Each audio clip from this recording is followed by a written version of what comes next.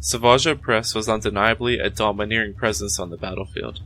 Enhanced by the magics of Mother Talzin, Savage Opress stood at least a head's height above the average human, was capable of shrugging off blaster bolts anywhere below the neck, and possessed shocking levels of physical strength. His power in the Force was also easily comparable to his brother Maul's, and by the time of his untimely death, Savage Opress had already defeated or killed some of the most skilled of combatants within the Jedi ranks. Regardless, many consider Savage Opress's success a direct result of his juggernaut-like stature and primal fury, rather than any technical skill or innate talent. This is a sentiment that seems to be very popular among many Star Wars related forums, as well as here on YouTube. This video will not necessarily be one made with the intention of proving these claims wrong, but rather examining the facts and seeing how accurate these claims truly are. Savage Opress had participated in several lightsaber duels in his time, some of which were against the most deadly of combatants in his given era. Many of these he won outright, which is especially shocking considering his limited Sith training. Even before being chosen by the Night Sisters and becoming imbued with their magic, Savage is able to contend with Asajj Ventress in hand-to-hand fighting, while trudging through several obstacles, an achievement that surely proves that he has some measure of talent. After being taken in by Count Dooku, Savage Opress is ordered to retake Jedi-controlled territory, in which he is armed with nothing but a large battle glaive and a suit of blaster-resistant armor. Upon entering the battlefield, Savage charges headfirst into battle and cuts through the clones in what is inarguably an extremely brutish display, which involves little thinking at all. However, it is when he confronts the Jedi Master that some semblance of skill begins to show. Instead of lashing out wildly as he had done with the clones, Savage instead waited to be engaged, evading his attack sequence completely, all the while keeping his weapon unharmed by the lightsaber, finally disarming his opponent amidst a downward slash. He does not immediately begin to commit to a mad torrent of an offense, but rather waits for an opening and quickly and precisely defeats the Jedi Master. I believe it is his time training under Count Dooku, which is primarily the instance people tend to think of when Savage is labeled as a dumb brute. As easily as Dooku dismantles Savage, we must consider the facts. Firstly, this is Savage's first appearance using a lightsaber, a weapon with wildly different physical properties than any weapon he had used previously. Second, and most obviously, he is facing Count Dooku, one of the greatest swordsmen in the entire mythos. Despite Dooku chiding Savage, he does make an interesting comment. With proper training, you could be a powerful warrior. You have a natural ability, but we must hone it. Does he mean that Savage is already worthy based on his physical might, or in regards to some sort of innate skill? Based on what has been examined already, I do not think the answer is immediately quite clear, and can be interpreted either way. After being trained by Dooku, and Asajj makes her presence known, we see Savage against his former master once again. But this time, we would expect a bit more refinement, also keeping in mind that he has only been trained for a short period. While Savage ultimately does lose this encounter against Count Dooku, he does disarm him. Also, Savage loses this battle based on his inability to defend from the Count's Force Lightning, an ability that Count Dooku purposely kept from him. How does one defend against such power? A wise master does not reveal all his secrets at once. In due time, my apprentice.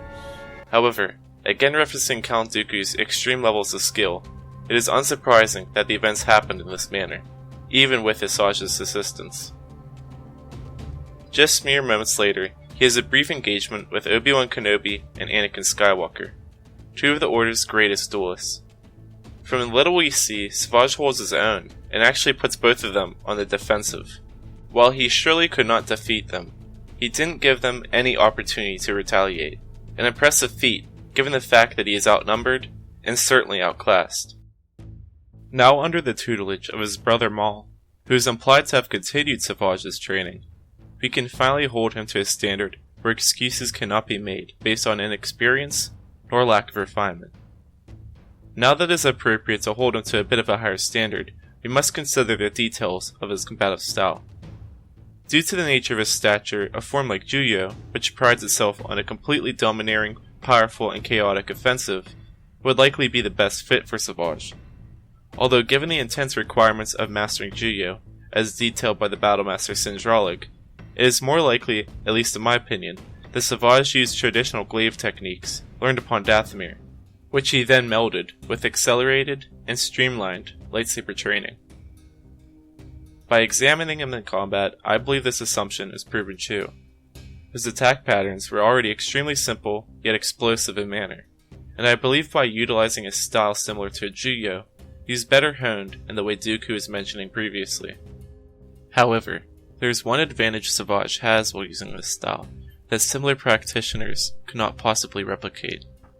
Due to his enormous stature, Savage Opress was able to make these large, robust, yet rapid cleaving motions without moving his center of gravity, allowing him to quickly rebound and initiate the next attack. While traditional Juyo practitioners or glaive specialists could replicate these maneuvers, their breadth of movement would not match Savage's if they stood as square as he did, requiring them to add some supplementary motion to the sequence, such as acrobatics. In doing so, they're expending more energy and likely slowing the attack sequence altogether. Savage has no need of doing so, and in consequence is able to create an absolutely unrelenting offensive with very little energy expenditure. Even simple maneuvers, such as rotation of the saber staff, are infinitely easier for Savage, given the fact that his stature negates the cumbersome nature of the weapon entirely.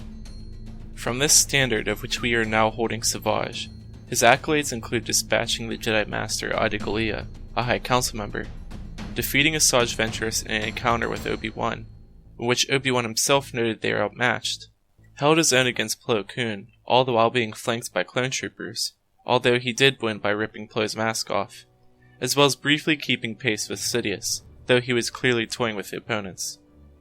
In addition, he has killed several lesser-known and unnamed Jedi, both within TCW and the Dark Horse comics.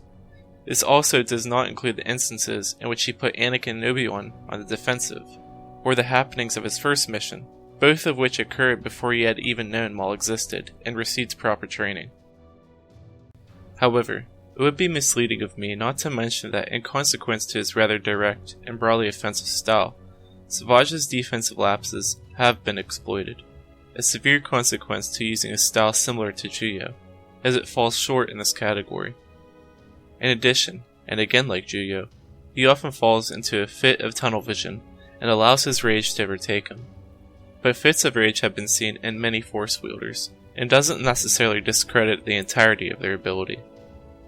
Lastly, his command of the Force, while extremely potent, was used in a similarly direct and unimaginative fashion, much to the credit of his anger and the nature of the abilities he makes use of.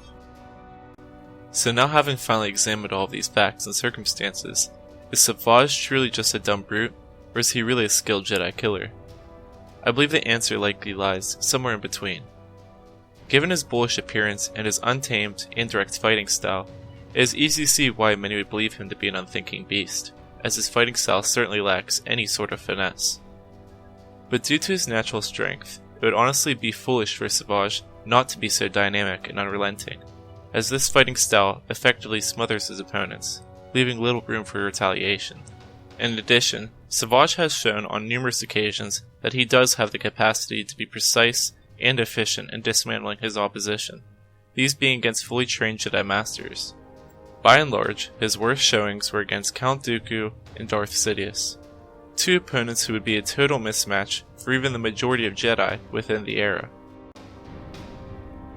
So in conclusion, Savage Opress certainly utilized an extremely brutish and straightforward method to dispatch his enemies. However, his unrelenting offensive has put many of the galaxy's most powerful adversaries on their back foot, if not worse. To deny Savage's showings of skill in these instances is to discredit the skill of the very combatants he faces, many of which were the greatest of their time. Having shown in several instances that he is capable of precision and legitimate aptitude while in combat, I do not believe it is fair to rationalize that he is nothing but a raging bull. Considering the fact that even his Sith-trained brother Maul had not accomplished feats of this caliber in the beginnings of his legacy, I think it is only fair to say that Savage Opress had immense potential and posed a serious threat to any of those who would seek to oppose him.